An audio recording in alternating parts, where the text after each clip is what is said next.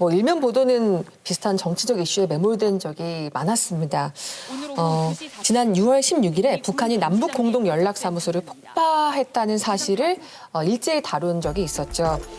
그 당시에 일면을 좀 살펴보면 조선일보, 문정부 남북 화해 상징이 폭파당했다. 동아일보, 북한 남북 화해 상징 폭파시켰다. 경향신문, 남북 화해 상징이 무너졌다. 아주경제 이상국 편집 총괄 에디터는 모든 제목들이 천편일률적이고 단조로운 표현을 면치 못했다. 남의 말 할 것도 없이 편집도 폭파당했다라면서 쓴소리를 날렸습니다. 얼핏 보면은 같은 사실들을 말하고 있는 거지만 우리가 좀 서술어를 주목해야 될 필요가 있는데요. 가령 조선일보 같은 경우 상징이 폭파당했다. 조선일보 독자는 야 이거 폭파당했어라고 말을 옮길 확률이 높다라는 거죠.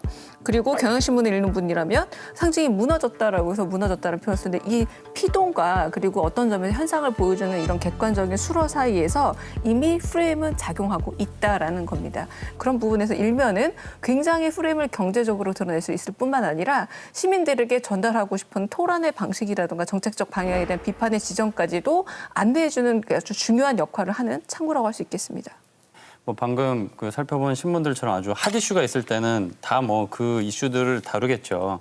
근데 그 신문이 다루는 기사 주제가 그냥 평소에도 매우 한정적이라는 연구 결과가 있더라고요. 그러니까 조선, 중앙, 경향, 한겨레 이렇게 4개 신문을 대상으로 분석한 연구인데요.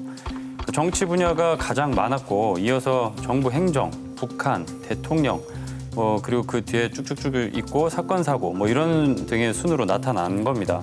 그러니까 반면에 이제 의료, 건강이나 문화, 예술, 스포츠 이쪽 분야는 1%도 안 돼서 결론적으로 신문 일면은 주로 정치 분야에 국한돼 있다 이렇게 분석된 내용이 있었습니다.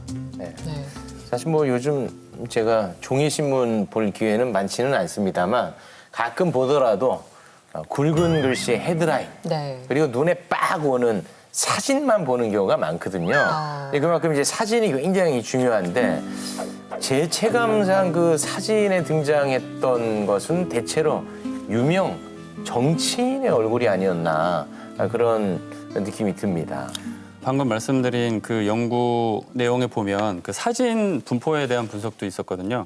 그래요? 그러니까 보면은 이제 전체 사진 중에서 정치 주요 인사의 사진이 21%로 다른 사진들에 비해서 압도적으로 그렇죠. 압도적으로 높게 나타났습니다. 대통령 당연히 사진 많죠? 네? 대통령 사진도? 당연히 많죠.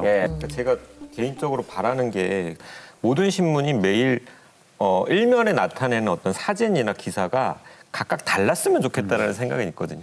뭐냐면 그 신문이 오늘 아침에 이 뉴스가 제일 중요합니다라고 선언하고 그 메시지를 전하는 게 신문 일면이지 않습니까? 근데 우리 사회를 구성하는 사람들이 제각각 자기들이 생각할 때 지금 우리 사회에서 이 뉴스가 제일 중요해라고 판단은 정말 다양할 텐데 왜 언론사 데스크의 판단은 그렇게 다 천편일률적이고 다 비슷비슷하냐라는 거죠. 어쩌면 우리나라 언론사 데스크들이 뉴스의 가치 순위를 매기는 그 기준 자체가 굉장히 관념적이고 고루하기 때문이 아닌가라는 생각이 드는 겁니다. 항상 정치, 경제, 사회, 문화 이 순서는 바꾸지 않는 것 같습니다.